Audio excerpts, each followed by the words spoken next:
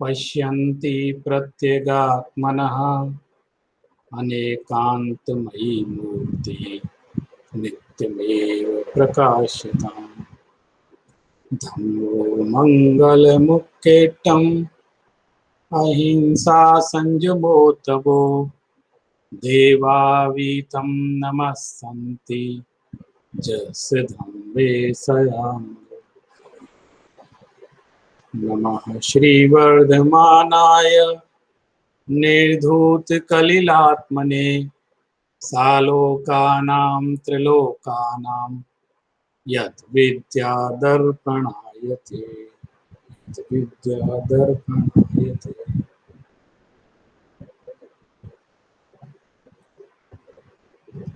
आज से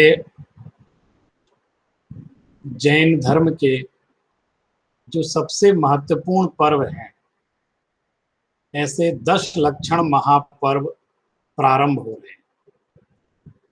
और जब 10 लक्षण पर्व प्रारंभ होते हैं तो पूरी समाज में सब तरफ एक ऐसा वातावरण बन जाता है कि चारों तरफ हमें सब तरफ धर्म ही धर्म दिखाई देने लगता है। ये 10 लक्षण पर्व का महात्म्य है कि इन दिनों में ऐसे लोग भी व्रत उपवास करने लग जाते हैं जो पूरे वर्ष धर्म की तरफ ध्यान तक नहीं देते, लेकिन 10 लक्षण पर्व आते ही वो लोग भी उपासना करने लग जाते हैं, धर्म के 10 लक्षण पर विचार करने लग जाते हैं। मैं अपनी बात प्रारंभ करूं इसके पूर्व आपको एक जानकारी देना चाहता हूं कि 10 लक्षण पर्व सिर्फ इन्हीं भादों के महीने में नहीं आते, बल्कि इनका प्रारंभ इन भाद्रपद में शुक्ल पंचमी से भाद्रपद की जो शुक्ल पक्ष की पंचमी है वहां से लेकर चतुर्दशी तक ये 10 दिन के 10 लक्षण महापर्व मनाए जाते हैं। लेकिन इन्हीं तिथियों में माघ के महीने में और चैत्र के महीने में भी 10 लक्षण महापर्व आते हैं और उनका भी उतना ही महत्व है जितना कि ये भाद्रपद के महीने में होता है।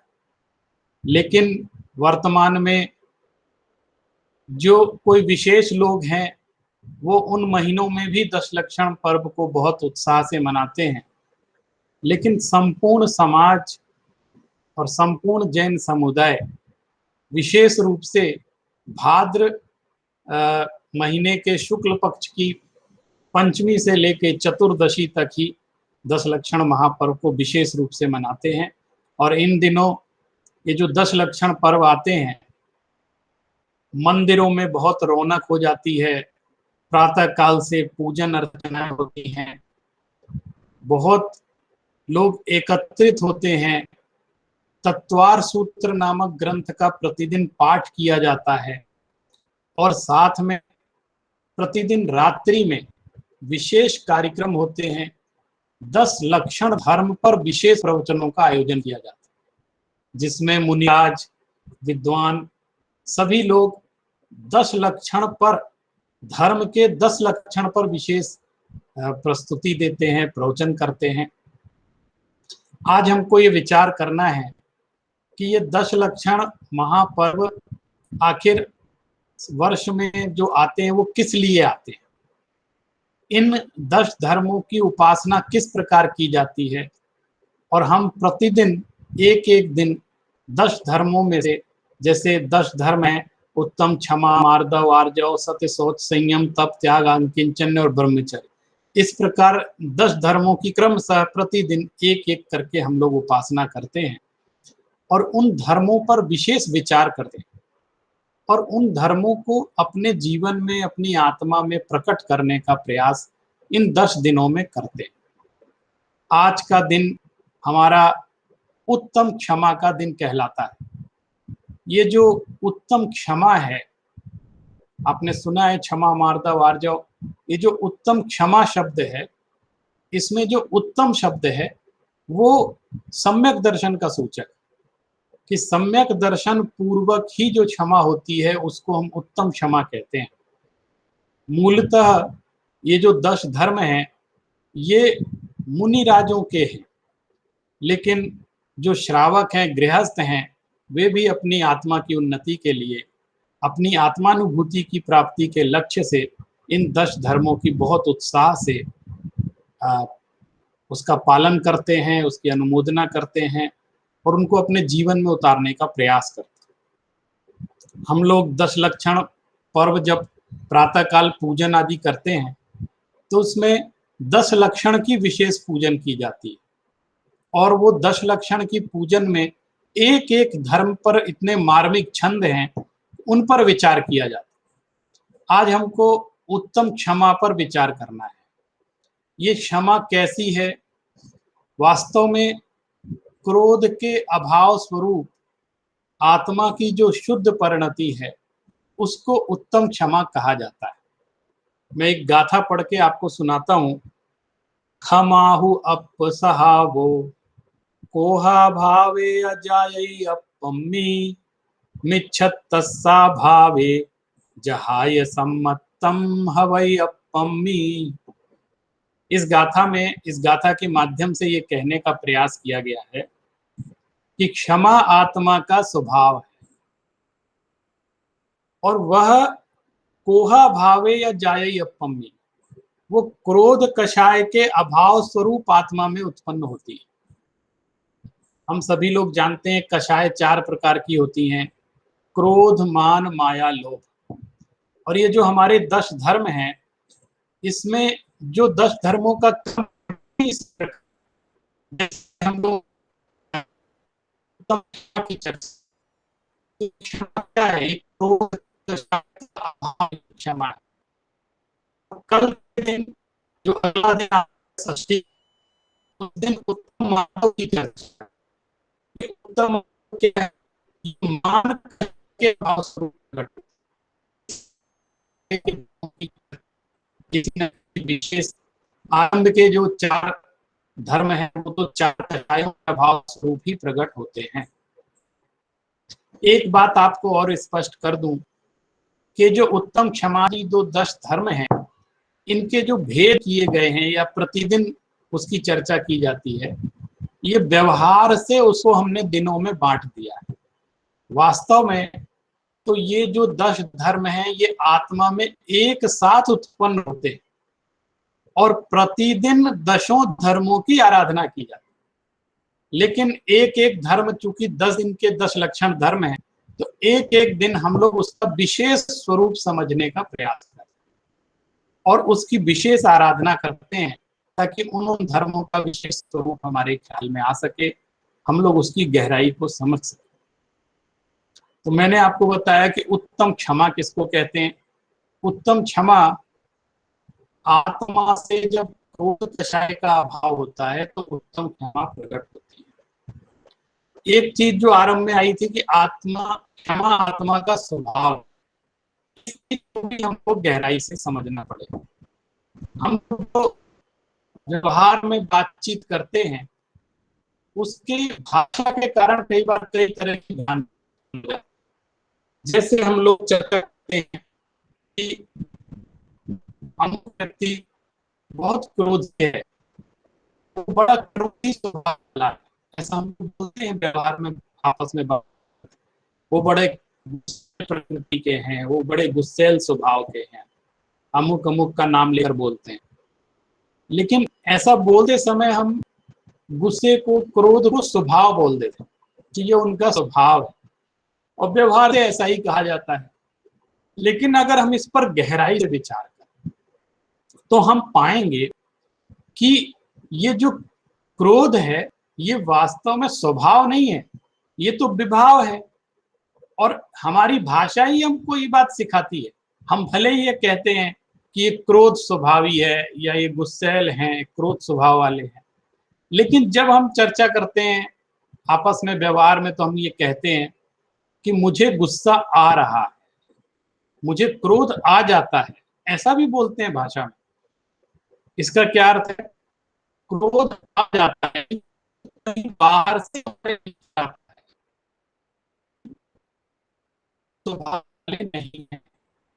हमारा आत्मा और शांत है, वह क्षमा स्वरूप ही है, तो क्रोध का मात्र नहीं। तो क्रोध है क्या? तो आपकी भाव परिणति। पहली मान्यता हमारी यहाँ ही करनी चाहिए, क्रोध स्वभाव नहीं है, विभाव है, और क्षमा आत्मा का स्वभाव। और वो जो स्वभाव है उसको कहीं से बाहर से लाने की आवश्यकता नहीं। अंदर अपने अंदर क्षमा स्वभाव प्रकट करना है तो कहीं बाहर से अंदर क्षमा को नहीं लाना है, बल्कि हमको शुद्ध प्रगति करनी है कि जो अंदर की क्षमा है वो प्रकट हो जाए। यानी क्षमा स्वभाव तो आत्मा में भरा पड़ा है और उसकी बस हमको उसका दर्शन करना है, अपनी आत्मा का दर्शन करना है। और जब हम अपनी शुद्ध परिणति का दर्शन करते हैं तो वो क्षमा स्वभाव हमारा प्रकट हो जाता है। इसीलिए कहा कि क्षमा आत्मा का स्वभाव है और क्रोध कषाय के अभाव स्वरूप ही वह आत्मा में प्रकट। जितने अंशों में क्रोध रहेगा उतने अंशों में क्षमा नहीं रहेगी, और जितने अंशों में क्रोध का अभाव होगा उतने अंशों में आत्मा में क्षमा स्वभाव प्रकट होता जाएगा, क्योंकि ये दोनों एक दूसरे के विरोधी हैं। इसलिए जब अनंतानुबंधी कषाय का अभाव आत्मा में होता है तो उस समय सम्यक दर्शन की उत्पत्ति होती है, और अनंतानुबंधी क्रोध चला गया, यानी जो अनंत संसार को बांधने वाला क्रोध था वो चला गया। तो हम अगर प्रायोगिक रूप से देखें तो हमको प्रारंभ में ही इस चीज को समझना होगा कि ये क्रोध स्वभाव हम कैसे इसको, एक तो हम इसको स्वभाव ना माने, विभाव माने। हमारी मान्यता बदलेगी तो क्रोध में कमी आएगी, और ये देखें कि क्रोध की उत्पत्ति आखिर होती क्यों, इस पर भी विचार करें। आप देखेंगे हमको आता है क्रोध, आपको भी आता होगा, हम लोग संसारी जीव हैं, जरा सी प्रतिकूलता उत्पन्न होती है तो हमें क्रोध उत्पन्न हो जाता है। क्रोध का सबसे बड़ा कारण है हम बहुत अधिक अपेक्षाएं रखते हैं दूसरों से, और जब वो अपेक्षा पूरी नहीं होती है तो हमें क्रोध आता है। पिता अपने पुत्र से बहुत सारी अपेक्षाएं रखता है, और जब वो बात नहीं मानता है, यानी वो उनकी आज्ञा नहीं मानता है, उसकी अपेक्षाएं पूरी नहीं करता है, तो पिताजी को क्रोध आ जाता है। बच्चे माँ बाप से बहुत ज्यादा अपेक्षाएं करते हैं, और जब वो उनकी अपेक्षाओं की पूर्ति नहीं कर पाते हैं तो उन्हें क्रोध आ जाता है।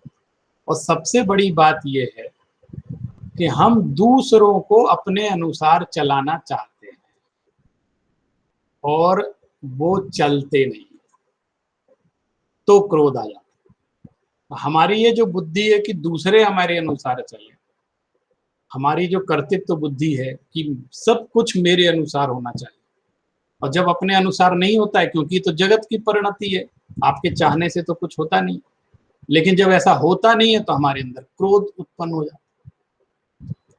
तो ऐसा क्या करें कि हमारे अंदर क्रोध कम हो जाए, कम से क्रोध की उत्पत्ति ना हो, या हो रही है तो कम हो और उसमें मंदता आए, क्रोध कषाय में मंदता आए। ऐसा क्या करें? उसका सबसे बड़ा उपाय यह है कि हमें अपने दृष्टिकोण में परिवर्तन करना पड़ेगा। मैं कुछ सूत्र आपको बताना चाहता हूं, आप चाहें तो अगर उसको अपने जीवन में अपनाएं हम लोग, तो हम क्रोध पर बहुत कुछ अंशों में काबू प्राप्त कर सकते हैं, उसको कंट्रोल कर सकते हैं। क्योंकि क्रोध क्या करता है, आपको पता है, क्रोध की एक बहुत अच्छी परिभाषा है कि दूसरों की गलती की सजा खुद को देने का नाम क्रोध। गलती दूसरा कर रहा है और क्रोधित हम हो रहे हैं, तो सजा किसको मिलनी चाहिए थी? गलती जिसने की उसको मिलनी चाहिए, लेकिन हम क्रोधित होकर के स्वयं को सजा देते, क्योंकि हम क्रोध कषाय करके सबसे पहले तो कर्मों का बंध कर लेते हैं, और दूसरा क्रोध कषाय करके हम अपना बीपी हाई कर लेते हैं, अपने स्वास्थ्य को खराब कर लेते हैं, अपना मन खराब कर लेते हैं, अपनी शांति भंग कर देते हैं। तो इसमें सजा किसको मिल रही है? सजा हमको मिल रही है। तो हम इस तरह की अपनी जीवन शैली अपनाएं कि अब खुद को सजा ना दें, दूसरों की गलती की सजा खुद को ना दें। तो पहला सूत्र तो इसमें यह है कि ज्यादा अपेक्षाएं ना रखें। थोड़ी बहुत अपेक्षा तो रहती ही है इस दशा में, लेकिन बहुत ज्यादा अपेक्षाएं ना रखें। और ज्यादा अपेक्षा नहीं रखेंगे तो जो थोड़ा बहुत हो जाएगा उसमें हमें संतोष प्राप्त होगा, और जब संतोष प्राप्त होगा तो क्रोध की उत्पत्ति नहीं होगी। और सब कुछ मेरे अनुसार चले, दूसरा सूत्र है, सब कुछ मेरे अनुसार चले, ऐसा भी विचार करना छोड़ दें। क्योंकि प्रत्येक द्रव्य का परिणमन अपनी अपनी योग्यता अनुसार होता है, कोई किसी के चलाए चलता नहीं है, ये शाश्वत सत्य है, इसको भी स्वीकार करें।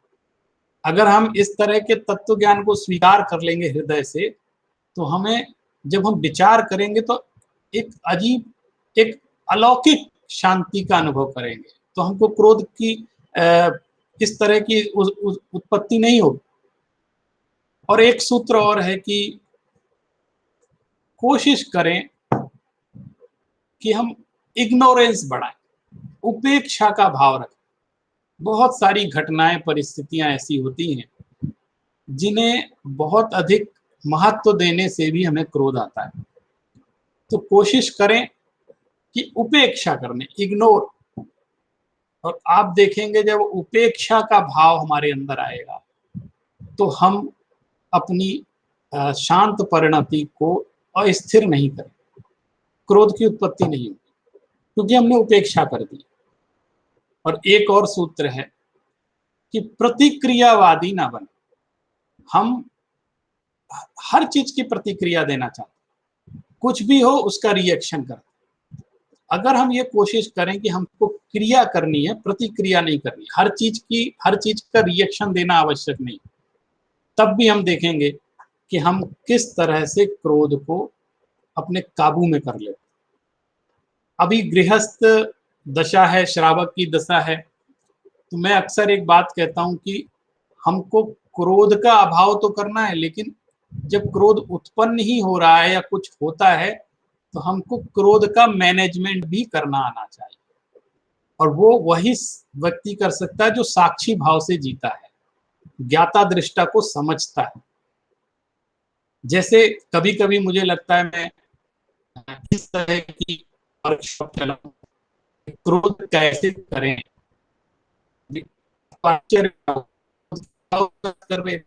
क्रोध कैसे करें, हाँ कैसे, उसका मैं आपको एक तरीका बताता हूँ, आप सुनेंगे।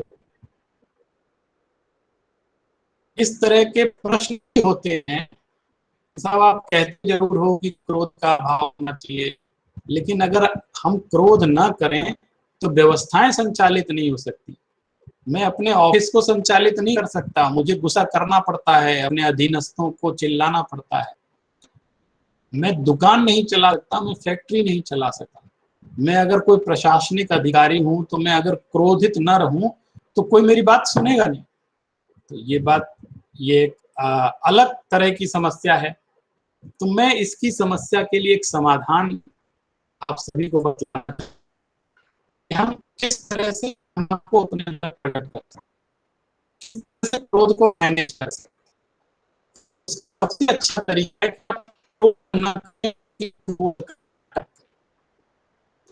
ऐसी स्थिति आपका, तो आप क्रोध ना करें, क्रोध का नाटक। और अगर आप अभिनय करके क्रोध करते हैं तो आपकी व्यवस्था भी संचालित हो जाएगी और आपकी आत्मा की शांति भंग नहीं।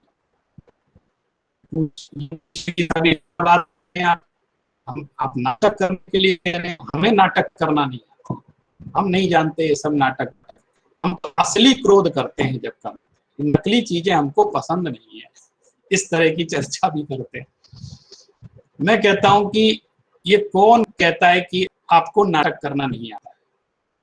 आप देखिए, मैं आपको बताता हूं आप कैसे कैसे नाटक करते हैं। जब आपका बॉस आपको डांटता है बुला करके, तो आपके मन में कितना क्रोध रहता है, और इतना क्रोध होता है कि आपका बस चले तो आप सबके सामने उस बॉस को एक थप्पड़ लगा। इतना क्रोध आता।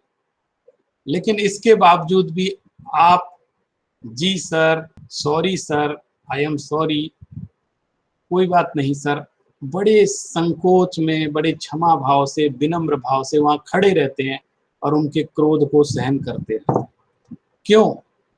क्योंकि अगर उसके सामने हमने क्रोध दिखाया तो हमारी नौकरी चली जाएगी। तो मैं ये पूछता हूं कि जब अंदर में क्रोध होने पर भी क्रोध नहीं दिखाने का नाटक आप कर सकते हैं, क्रोध की अभिव्यक्ति नहीं करने का आप नाटक कर सकते हैं, तो और वो खतरनाक है। लेकिन अगर आप अंदर में क्रोध उत्पन्न न होते हुए भी मात्र क्रोध का अभिनय क्यों नहीं कर सकते? उससे दो लाभ होंगे। अगर हम अभिनय करके क्रोध करते हैं तो हम जिस पद पर हैं, जो हम व्यवस्थाएं संचालित कर रहे हैं, उसमें कोई दिक्कत नहीं आएगी और हमारे अंदर दिक्कत नहीं।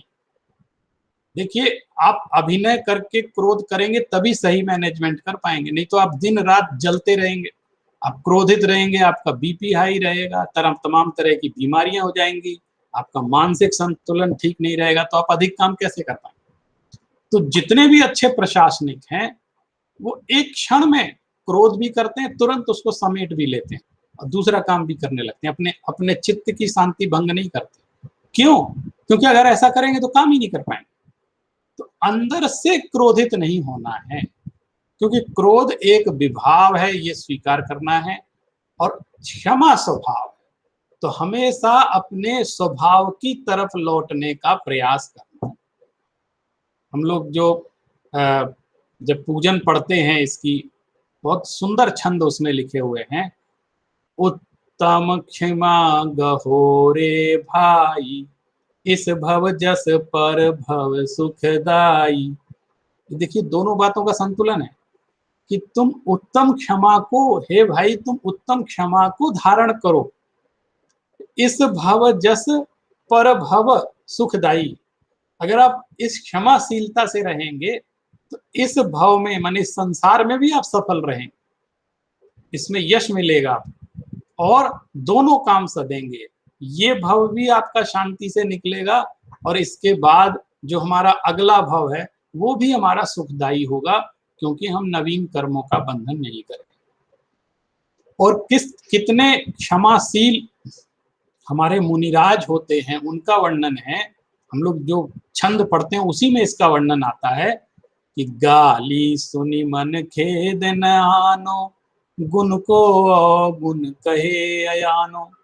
कि गाली सुनी मन खेद ना आनो, गाली सुन करके भी मन में खेद उत्पन्न होता है।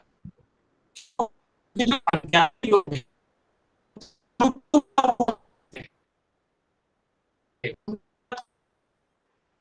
की तरफ उनको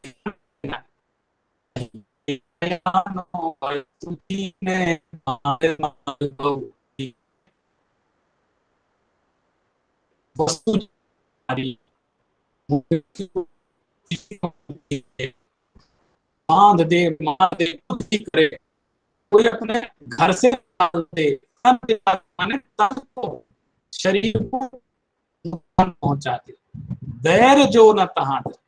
देखिए कितनी अद्भुत महिमा। इतना सब होने के बाद भी वहां बैर का भाव मन में तनिक भी नहीं रखते हैं। और क्या विचार क्या करते हैं, ये विचार हमको भी करना है, आपको करना है, सबको मिलकर करना है कि जब हमारे कोई प्रतिकूल परिस्थितियां आती हैं जो क्रोध का निमित्त बनती हैं, यदि उस समय हम इस चीज का विचार करें कि तय कर्म पूरब किए खोटे, सहे क्यों नहीं जियरा, अति क्रोध अग्नि बुझाए प्राणी, साम्य जल ले सियरा। कितना करना है? ते कर्म पूरब किए खोटे, खुद ने पूर्व में जो खोटे कर्म किए हैं उसको सहे क्यों नहीं जी रहे, साम्य भाव से क्यों नहीं सह रहे? क्योंकि सहना तो तुमको पड़ेगा, तुम रो के सहो, हंस के सहो, क्या करें? अगर हमने बॉल दीवार पर मारी, एक गेंद दीवार पर मारी है तो लौट के तो वो आएगी, वहां दीवार पे चिपकेगी नहीं बॉल। हमने जो कर्म किए थे वो तो आएंगे, झेलने पड़ेंगे हम। अब वो जो बॉल लौट कर आती है उसमें अज्ञानी तो चोटिल हो जाता है उस बॉल से, लेकिन जो ज्ञानी होता है वो उसी बॉल से खेलने लगता है। कर्मों का उदय चल रहा है, हमारी प्रतिकूलता चल रही है, तो वो साम्य भाव से उस दुख को भी सहन करता है, क्रोधित नहीं होता है।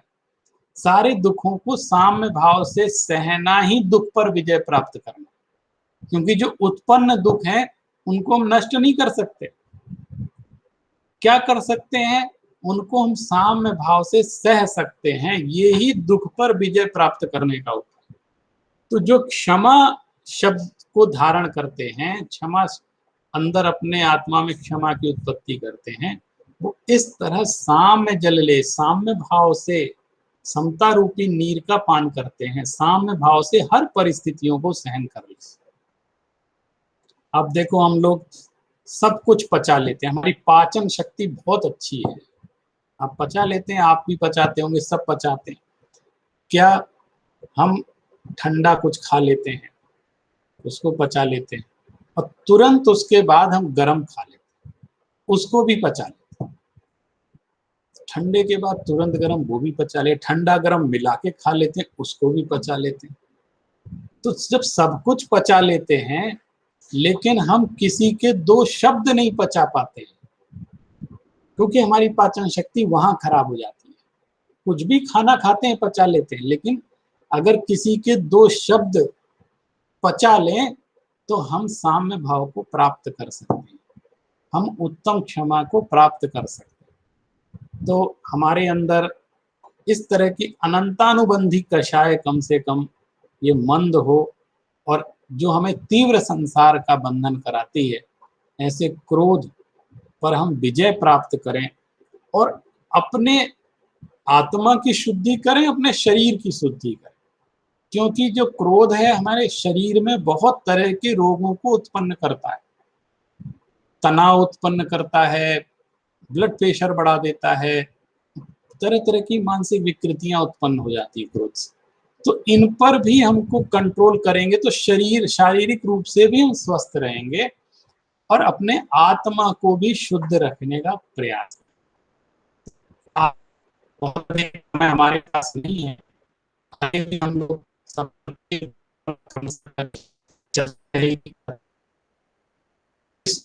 क्षमा को धारण कर हम लोग पर कुछ थोड़ा सा विचार कर लें। आज